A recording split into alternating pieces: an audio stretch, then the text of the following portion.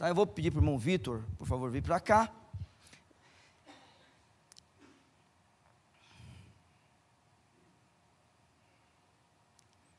Nós queremos orar por você, irmão. Que Deus abençoe sua vida, seu ministério. Na verdade, eu vou até pedir para o pastor Viana vir aqui, para nós orarmos. Pode subir aqui, meu irmão, para nós orarmos por esse homem. Porque o nosso desejo é que um dia você seja um pastor aprovado. Tá joia? Que Deus te abençoe bastante. Você fique à vontade, você pregue poderosamente hoje. Pastor Viana. Senhor Deus, nós estamos, Senhor Deus, orando pelo Vitor. O Senhor nos disse que deveríamos orar para que o Senhor mandasse obreiros para a tua seara. E nós estamos pedindo, Senhor Deus, aprove, Senhor Deus, e que ele seja, Pai, um bom trabalhador nessa obra, Senhor. Abençoe, Senhor, que ele possa ficar livre, ó Pai, dos dardos de Satanás, que ele seja protegido, ele e a família, Senhor Deus. Que em breve, Pai, possamos ter ali mais um pastor e depois outros, ó Pai, mais obreiros, Senhor Deus, para levar a Tua palavra até os confins da terra, Senhor. Pedimos, Senhor Deus, pela mensagem agora, Senhor Deus, e que aqui nas redes sociais que estão nos vendo, que haja salvação, que haja transformação de vidas, Senhor Deus, todos, ó Pai, nos curvando, nos prostrando diante de Ti. Abençoe, ó Pai, agora o nosso irmão, dê-lhe paciência, sabedoria, Senhor Deus, para explicar a Tua palavra, e que seja, Pai, inteligível para nós, através do Teu Espírito Santo, que toque no profundo de nossas almas, Senhor Deus. É o que Te peço em nome de Jesus, Teu Filho. Amém.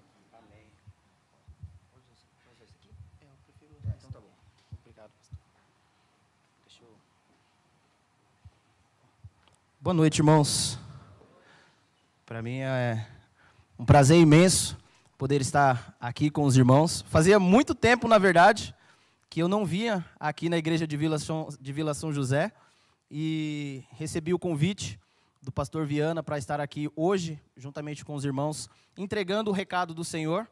Tem aqui família aqui, a minha tia, o primo, o pessoal aqui. Por todo canto a gente tem família Cruz, né? Então, que Deus nos abençoe. E antes de iniciarmos aqui a mensagem, eu gostaria de apresentar ali a minha família, os irmãos que estão comigo. É tudo família mesmo. Pedir para que todos se coloquem de pé, por favor, em nome de Jesus. Vou começar daqui da frente, vou lá para o final. Então, ali, na direita, tem o Eduardo, a Nicole, a Emily, a Isabel. Tem aqui o Fernando na ponta, a Sara, sua esposa, a minha digníssima esposa Marcela e meu filho, o Johan. Lá atrás tem meu pai, o Agnello, e minha mãe, Soane. Amém? Que Deus abençoe a todos vocês que vieram juntamente comigo nessa noite. Tem um casal de amigo meu que também estava a caminho, não sei o que aconteceu, mas que Deus possa livrá-los, todo empecilho, né, que eles possam chegar à casa do Senhor e cultuar também juntamente conosco. Amém?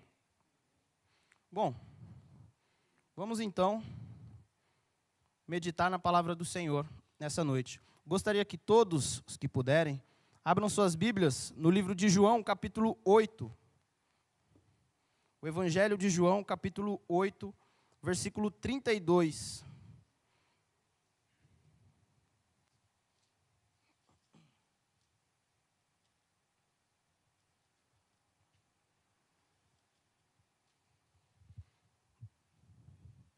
Pastor, eu não sei como que é a dinâmica aqui, mas pelo menos no Jardim Campinas a gente costuma ler um versículo e orar. E a gente costuma também ficar de pé. Então eu vou pedir para a igreja, aqueles que puderem, fiquem de pé em nome de Jesus.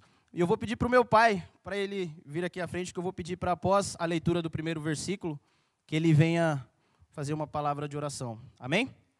João, capítulo 8, versículo 32, que diz assim: E conhecereis a verdade, e a verdade vos libertará. Amém? Vou pedir para o meu pai, o Agnello, para fazer uma oração, em nome de Jesus.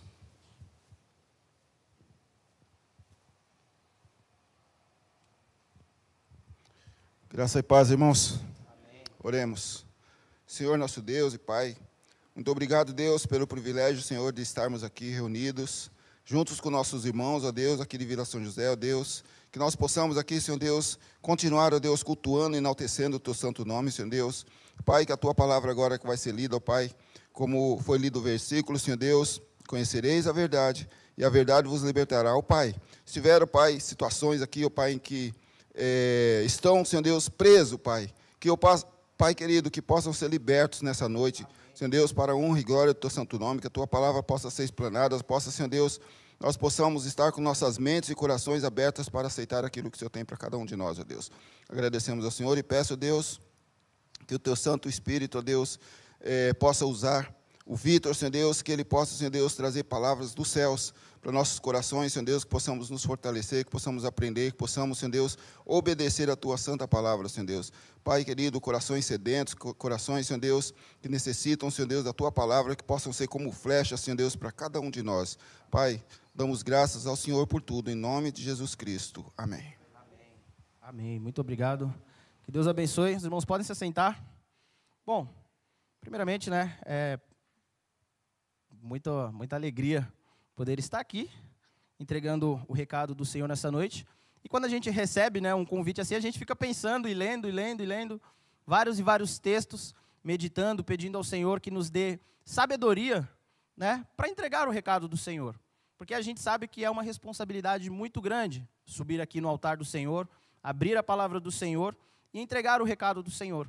Então a gente pede orientação, a gente pede sabedoria, a gente vai lendo, e o Senhor me trouxe aqui nesse texto, começando por aqui, mas a ideia é, primeiro, falar sobre Jesus Cristo, que Ele é o caminho, a verdade e a vida, e também falar do que nós, como servos de Deus, devemos fazer após conhecer a verdade. Porque a gente conhece a verdade, ela nos liberta, e a gente precisa fazer algumas coisas depois disso. Né? Não é simplesmente, beleza, eu estou salvo, agora é só eu ficar parado, não vou fazer mais nada e acabou. Não, a vida continua. Você continua acordando cedo para ir trabalhar, ou para estudar, ou para fazer o que você tem que fazer, e você tem que mudar os seus comportamentos. Aquilo que você fazia no passado, agora que você conheceu a verdade, e a verdade te libertou, deve ser deixado para trás. Então aqui a gente começa dizendo que, na palavra do Senhor, João 8,32, e conhecereis a verdade, e a verdade vos libertará. Existem muitas pessoas que andam enganadas, pensando que, porque eu sou uma pessoa boa, eu faço boas obras, eu faço caridade, eu ajudo o meu próximo, meu semelhante, no dia em que eu me deparar diante de Deus, eu vou entrar no céu. E vivem enganadas com essa ideia, né, de que só por eu ser bom, por eu não fazer mal para ninguém, eu ajudo as pessoas sempre que possível. Eu não acredito que naquele dia eu vou chegar lá diante de Deus e Ele vai olhar para mim e me condenar. Né? E vivem enganadas. Mas a verdade não é essa. Então, primeiramente, nós precisamos apresentar a verdade a essas pessoas, para que elas saiam, né, ou mudem o seu pensamento, essa forma de pensar, essa forma de acreditar, e que elas possam entender que existe uma verdade. Né? Não são várias verdades, não, é uma verdade. E vamos ver quem é essa verdade. João capítulo 14, um pouquinho mais para frente aí. No verso 6.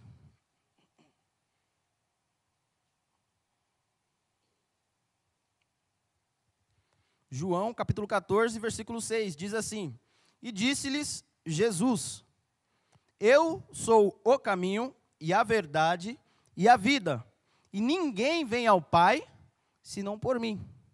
Então, por aqui, a gente já tira todas essas linhas de pensamentos que acreditam que por você ser bom, você vai para o céu. Porque a Bíblia diz que o próprio Senhor Jesus falando que Ele é o caminho, Ele é a verdade, e Ele é a vida. E não tem como, não tem outro meio, não tem outro caminho de se chegar a Deus se não for através de Jesus Cristo, através do sacrifício de Jesus Cristo. E nós, quando nós conhecemos a verdade, nós entendemos a verdade e nós confessamos ao Senhor Jesus como Senhor e Salvador de nossas vidas, algo acontece ou precisa acontecer, Então vamos lá para frente. 2 aos Coríntios, capítulo 5. 2 aos Coríntios, capítulo 5, versículo 17.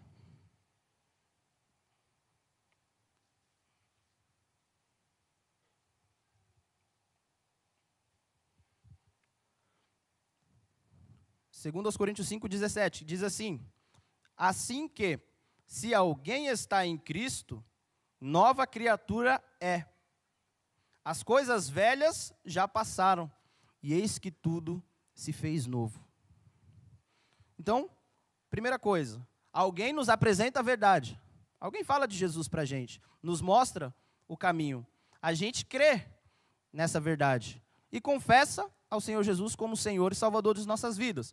Quando isso acontece, quando nós tomamos essa decisão, há uma transformação na nossa vida. Então a palavra diz que, assim que se alguém está em Cristo, então antes nós não estávamos em Cristo até o confessar como Senhor e Salvador de nossas vidas, nova criatura é.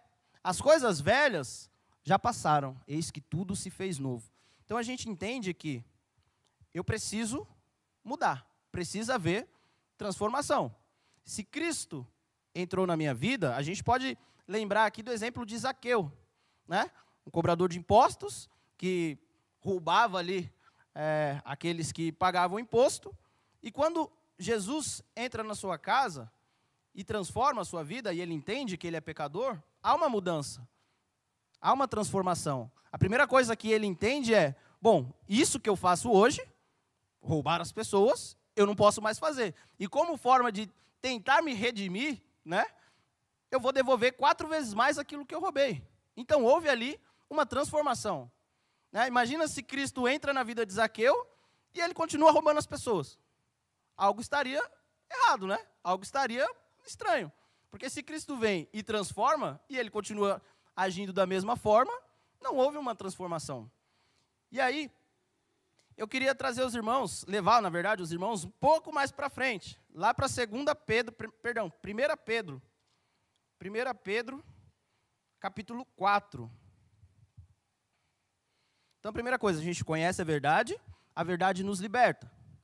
Nós confessamos ao Senhor Jesus como Senhor e Salvador de nossas vidas, há uma transformação, nos tornamos uma nova criatura. E agora que nós somos uma nova criatura, através do sacrifício de Jesus, nós temos que nos abster do pecado. Nós precisamos fugir do pecado, devemos deixar de pecar. 1 Pedro, capítulo 4, versículo 1, diz assim: ora, pois, já que Cristo padeceu por nós na carne, armai-vos vós também com este mesmo pensamento, que aquele que padeceu na carne já cessou do pecado. Vamos entender aqui esse versículo por partes, né? Primeira coisa, ele começa dizendo que Cristo, ora, já que Cristo padeceu na carne, armai-vos vós também deste mesmo pensamento. Primeira coisa, Deus, o próprio Senhor Jesus Cristo, ele é Espírito. No céu, ele é Espírito. Então, ele precisou vir em carne, né? No princípio era o verbo, João capítulo 1, versículo 1. No princípio era o verbo estava com Deus e o verbo era Deus. E no versículo 14 de João 1, e o verbo se fez carne e habitou entre nós. E vimos a sua glória. Glória esta como do unigênito do Pai. Então, Cristo se manifestou em carne para poder prestar um sacrifício que nenhum de nós seremos capazes de prestar para a nossa salvação. Então, ele veio como homem, entregou a sua vida, prestando um sacrifício, pagando um alto preço que nenhum de nós seremos capazes de pagar para nos dar a salvação, para nos dar a vida eterna. E aí esse versículo ele diz que nós devemos ter este mesmo modo de pensar. Então, nós, como seres humanos, nós devemos também, a partir do momento em que conhecemos a verdade, morrer para o pecado.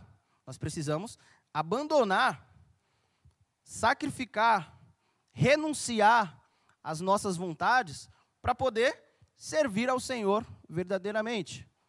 E isso não é tão fácil. Não é da noite para o dia que nós deixamos de pecar ou de fazer tudo aquilo que nós fazíamos no passado, né? Há um processo. Então, existem pessoas que, sei lá, de repente conheceram a Cristo e têm vícios, e a gente sabe que vícios não é algo que você vence da noite para o dia. Acordei, sei lá, vou dar um exemplo. Tenho vício de fumar, um vício de qualquer coisa. Não vai ser da noite para o dia que você vai acordar e falar, pronto, agora acabou, não faço mais nada. Não, há um processo. Há uma transformação que ela vai acontecendo, que é o que a gente chama de santificação, que ela vai acontecendo gradativamente. E isso vai permanecer até o nosso último dia aqui na terra, ou quando o Senhor Jesus voltar para nos levar. E aí no versículo 2, ele diz, eu vou ler um só para fazer sentido o 2, retomando. Ora, pois, já que Cristo padeceu por nós na carne, armai-vos também vós com este mesmo pensamento, que aquele que padeceu na carne já cessou do pecado, para que, no tempo que vos resta na carne, não vivais mais segundo as concupiscências dos homens, mas segundo a vontade de Deus. Então ele fala, olha, agora você precisa, no tempo que você tem ainda de vida, você precisa renunciar o pecado, você precisa mudar, você precisa viver de acordo com a palavra de Deus, né? No passado, quando nós não conhecíamos a verdade, nós não nos preocupávamos muito com aquilo que a palavra de Deus dizia. E se a gente olhar hoje para o mundo, as pessoas aos nossos redores, né, as pessoas ao nosso redor, a gente vê que muitos não estão preocupados com a palavra de Deus. Muitos não estão preocupados que um dia estarão diante de Deus e precisarão dar conta de tudo que falaram, de tudo que fizeram, por terem negligenciado a palavra de Deus, por terem recusado a palavra de Deus. Muitos vivem até mesmo achando que Cristo nunca voltará. Então, se Cristo nunca voltará, eu não vou precisar prestar conta de nada. Essa é a linha de pensamento de muita gente. Mas nós, que somos transformados, ou que fomos transformados pela verdade, ou seja, por Cristo Jesus, nós não devemos mais viver segundo os nossos desejos carnais. E isso não é tão fácil. Não é tão fácil você renunciar ao pecado, porque ele vem, né? Vem uma tentação aqui, vem uma tentação ali, tudo vai surgindo. Como eu falei, não é porque você virou crente que você vai agora só viver aqui dentro da igreja e nada mais vai te atingir, não. Você continua fazendo as suas atividades lá fora. E o pecado, que tão de perto nos rodeia, nós devemos nos desembaraçar, nós devemos sair dele, né? Devemos nos afastar.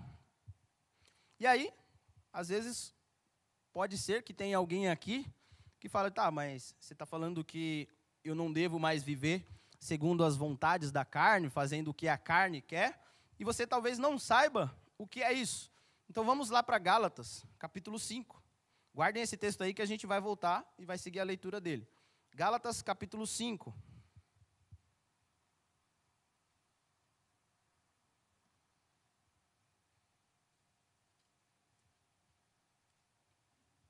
Nós vamos ver um pouquinho a respeito dos frutos da carne e os frutos do Espírito.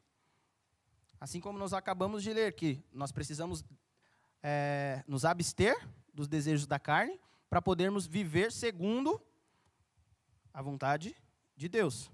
Gálatas capítulo 5, a partir do verso 16, diz assim: digo, porém, andai em espírito, e não cumprireis a concupiscência da carne. Porque a carne cobiça contra o espírito, e o espírito contra a carne. E estes opõem-se um ao outro, para que não façais as coisas que quereis. Mas, se sois guiado pelo espírito, não estais debaixo da lei. Porque as obras da carne são manifestas, as quais são adultério, fornicação, impureza, lascívia, idolatria, feitiçaria, inimizades, contendas, ciúmes, iras, pelejas, dissensões, heresias, invejas, homicídios, bebedices, glutonarias e coisas semelhantes a estas, acerca das quais de antemão vos declaro, como também já vos disse antes, que os que cometem tais coisas não herdarão o reino de Deus. Então, se você não sabia o que é os frutos da carne, ou os desejos da carne, essa lista aqui. E pode ter mais, essa lista pode crescer. Mas aqui há uma lista de coisas que a nossa carne deseja. A nossa carne deseja, né? Nós não somos tão perfeitos a ponto de nada nos abalar, de nada nos atrair, nada. Não, nós temos sim as nossas falhas, nós temos as nossas fraquezas, e cada um sabe naquilo que é fraco. Cada um sabe. Eu sei, o pastor sabe, o outro pastor sabe. Eu estava lembrando agora, inclusive assistindo um tempo atrás algumas pregações, e um pastor, ele falava que o problema dele era briga no trânsito. Mesmo depois de pastor, ele não conseguia parar de brigar no trânsito. Toda vez que o carro fechava ele já queria chamar o outro lá para pancadaria. E aí ele falou que uma vez ele estava com um irmão recém-convertido no carro junto com ele, acho que eles estavam indo para uma obra, para uma missão, e aí aconteceu uma situação dessa. Ele no trânsito, o cara deu uma fechada nele, e ele desceu do carro e chamou o cara para pancada. E aí ele falou, meu Deus do céu, o que eu estou fazendo, né? O que eu estou fazendo? E pior, o que esse discípulo, né, aquele recém-convertido, o que ele vai pensar se o pastor é desse jeito, né? Imagina como que não são os irmãos na igreja. E aí ele caiu em si, falou assim, meu Deus do céu, eu preciso mudar, isso não pode. Então, mesmo ele sendo pastor, ele tinha ali uma deficiência que era, ele brigava no trânsito. Sangue subia rapidinho, qualquer coisinha o sangue subia rapidinho. E aí, a gente percebe que cada um de nós temos as nossas fraquezas. Nós sabemos onde nós somos fracos. E nós precisamos pedir a Deus misericórdia, precisamos pedir a Deus que nos dê força para que nós não venhamos cair naquilo que nós somos fracos, né? Devemos ser prudentes, devemos vigiar. Por outro lado, nós acabamos de falar a respeito dos frutos da carne, ou das obras da carne, mas nós vamos falar também a respeito dos frutos do Espírito, que são, a partir do verso 22, de Gálatas capítulo 5.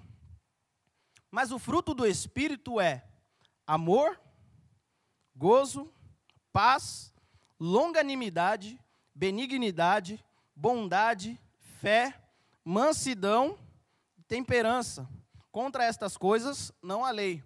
E os que são de Cristo crucificaram a carne com as suas paixões e concupiscências.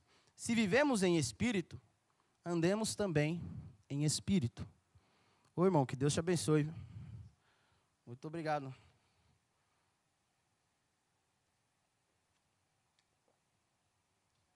Muito obrigado, irmão. Então nós vemos que são antônimos, são coisas completamente opostas. Não dá para nós, nascidos de Deus, que devemos andar no Espírito, andarmos praticando as obras da carne. E mais do que isso, a palavra de Deus diz que aqueles que praticam, aqueles que vivem nas práticas, aqueles que vivem basicamente realizando os seus desejos carnais, os seus desejos pecaminosos, não entrarão no reino de Deus. Então fica um alerta para nós. Cada um de nós temos as nossas fraquezas, mas nós devemos lutar contra isso para que nós possamos vencer este mal, possamos vencer o pecado. Voltando lá para o nosso texto, 1 Pedro capítulo 4, agora os versos 3 e 4. Diz assim: porque nos basta que no tempo passado da vida fizéssemos as vontades ou a vontade dos gentios, andando em dissoluções, concupiscências, embriaguezas, glutonarias, bebedices e abomináveis idolatrias. E acham estranho não correrdes com ele no mesmo caminho, ou melhor, no mesmo desenfreamento de dissolução, blasfemando contra vós.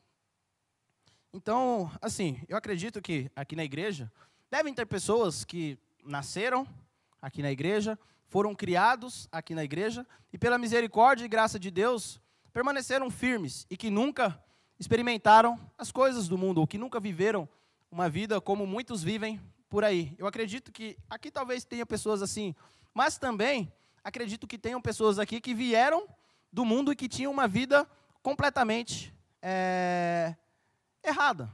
Pessoas que andavam vivendo basicamente cumprindo os desejos da sua carne, pecando sem pensar no amanhã, vivendo como se não houvesse o amanhã. E eu acredito que essas pessoas um dia encontraram a Cristo, tiveram as suas vidas transformadas, e a palavra de Deus diz que nós não devemos nos preocupar com aqueles que acham estranho a nossa mudança.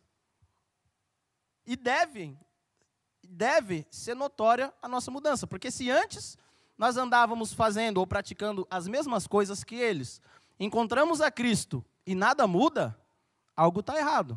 Algo está errado com nós. Devemos rever as nossas atitudes, devemos rever os nossos pensamentos, devemos rever a roda em que nós temos nos assentado, devemos rever aquilo que nós temos falado, porque se nada mudou após o seu encontro com Cristo, tem algo estranho.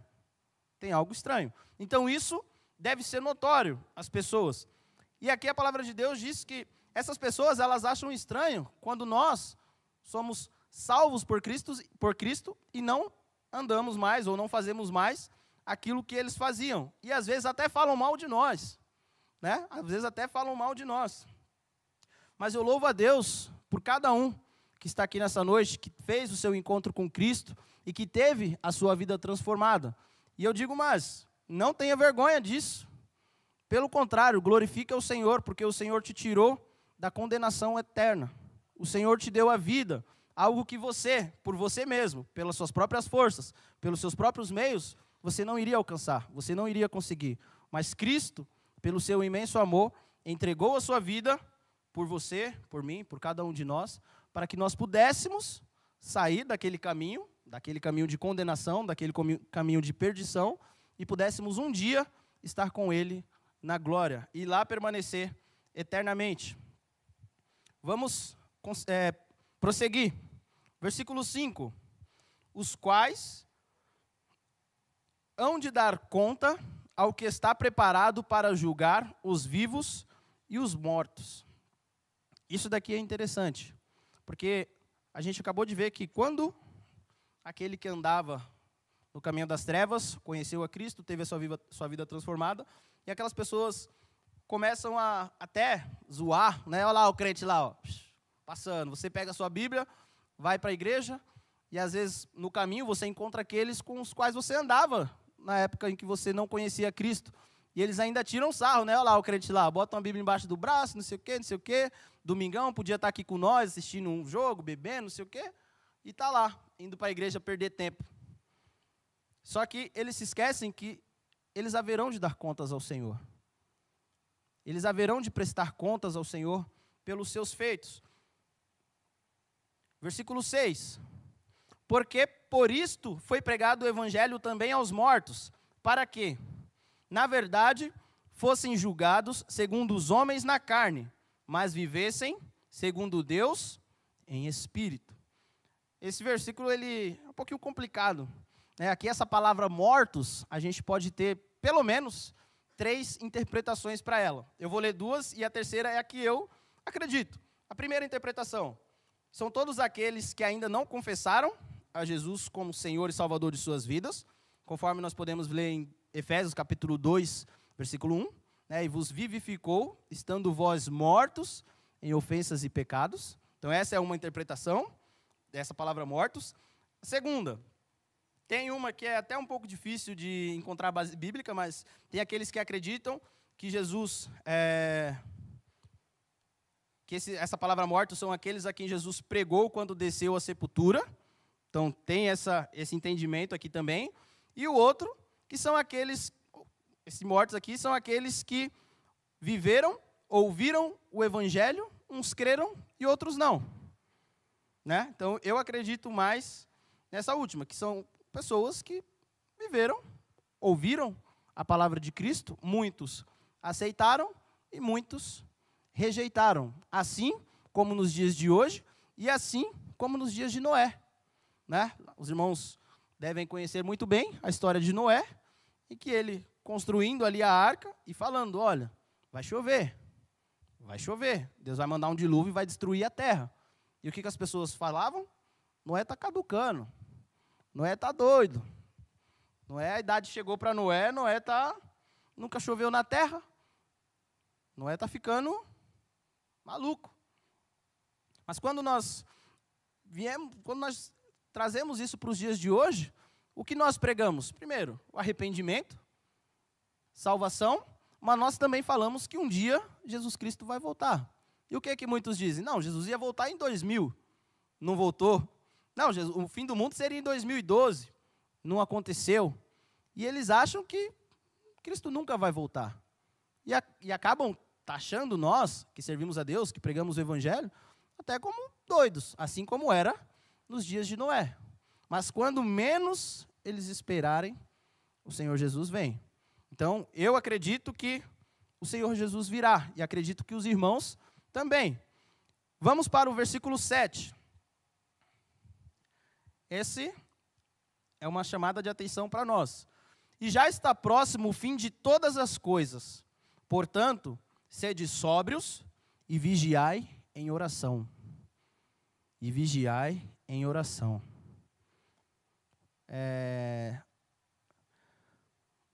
No nosso dia a dia, às vezes as coisas vão tomando o nosso tempo,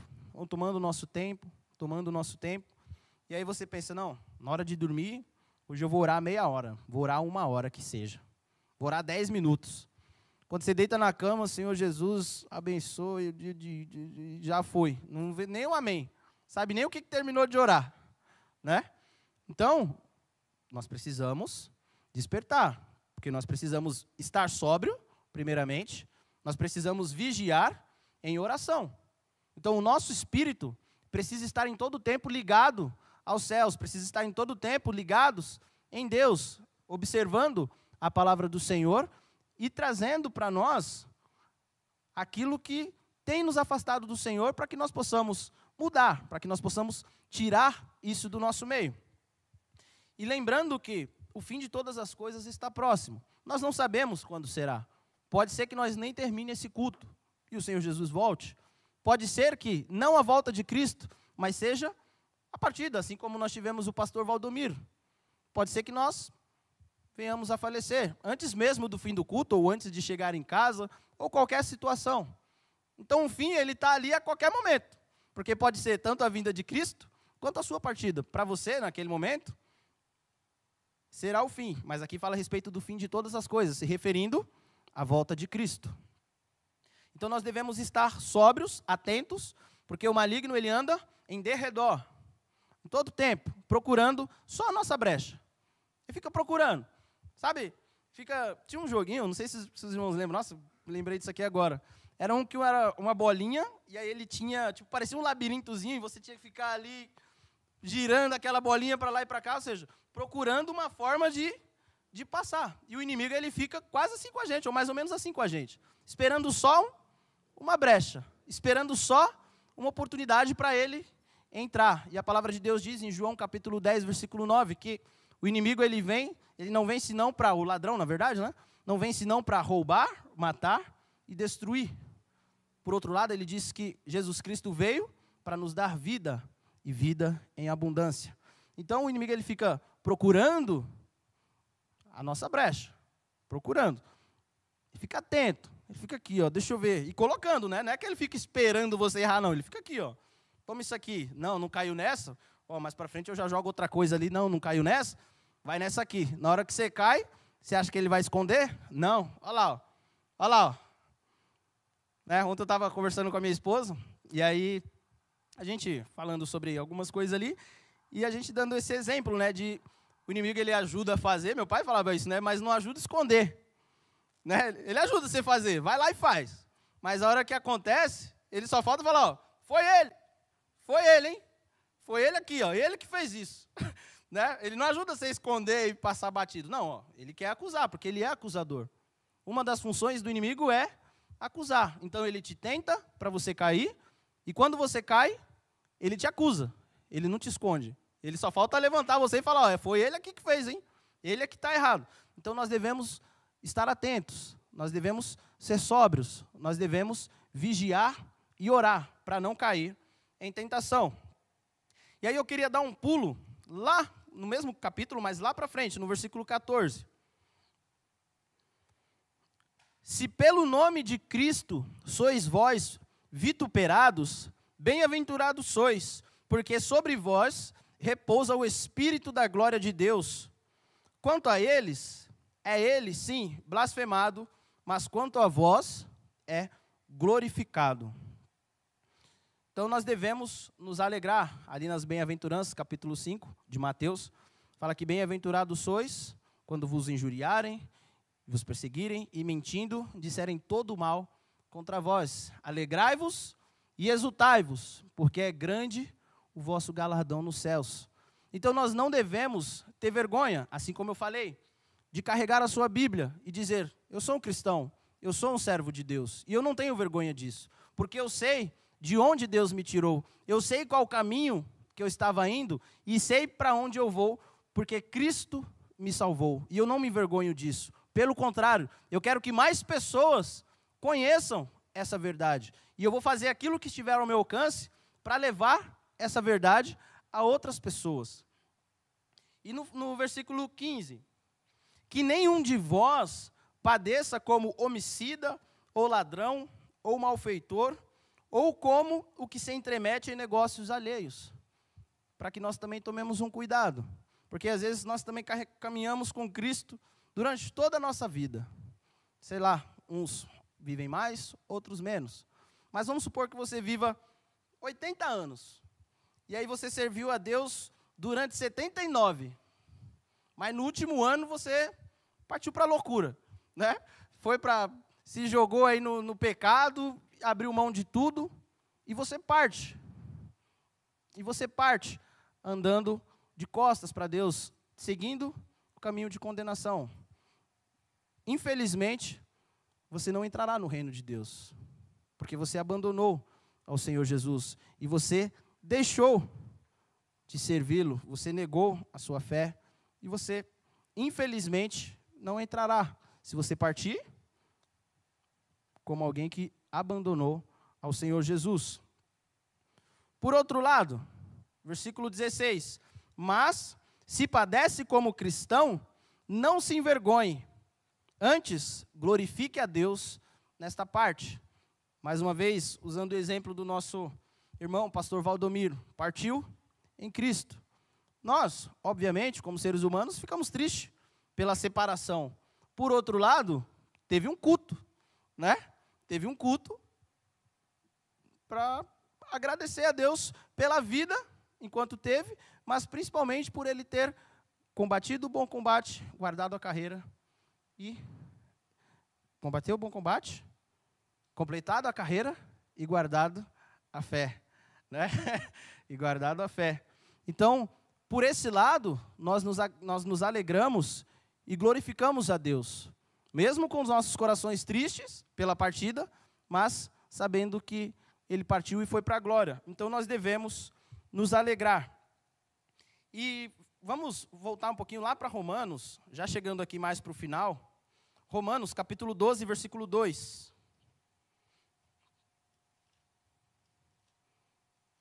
Romanos, capítulo 12, versículo 2.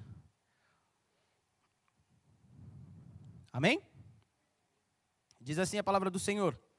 E não sede conformados com este mundo, mas sede transformados pela renovação do vosso entendimento, para que experimenteis qual seja a boa, agradável e perfeita vontade de Deus. Então aqui o principal é a transformação. A transformação. Quando Cristo entra nas nossas vidas, há uma transformação. Nós mudamos a nossa forma de pensar, nós mudamos a nossa forma de agir e passamos a viver não mais segundo a carne, mas segundo o Espírito, fazendo a vontade de Deus. E por que nós fazemos? Porque lá em Ezequiel, capítulo 36, vamos lá para o Antigo Testamento, Ezequiel, capítulo 36,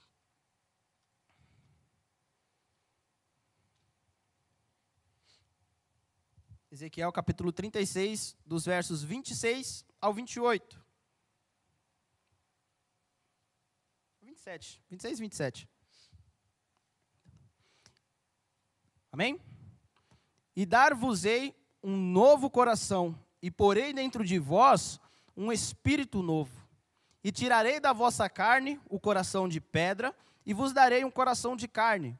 E porei dentro de vós o meu espírito, diz o Senhor, e farei que andeis nos meus estatutos, e guardeis os meus juízos, e os observeis.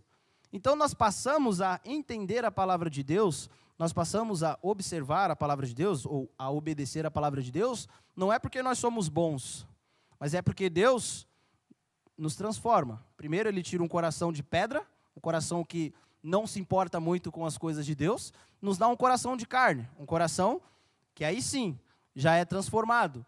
E mais do que isso, Ele coloca dentro de nós o seu espírito. E é por isso, por essa razão, que nós passamos a obedecer a palavra de Deus, que nós passamos a guardar a palavra de Deus e a observar. Não é porque nós somos bons, não é porque o pastor é bom, não é porque o pastor Neil, o pastor Viana ou qualquer outro irmão é bom. Não, é porque Deus coloca dentro de cada um de nós o seu Espírito, o Espírito Santo. E aí, a gente vai rompendo e vai fazendo a vontade de Deus. E vamos também seguindo um processo que deve ser por toda a nossa vida, que é o de santificação. E aqui, chegando no final, no último versículo, Hebreus capítulo 12, versículo 14. Hebreus capítulo 12, versículo 14.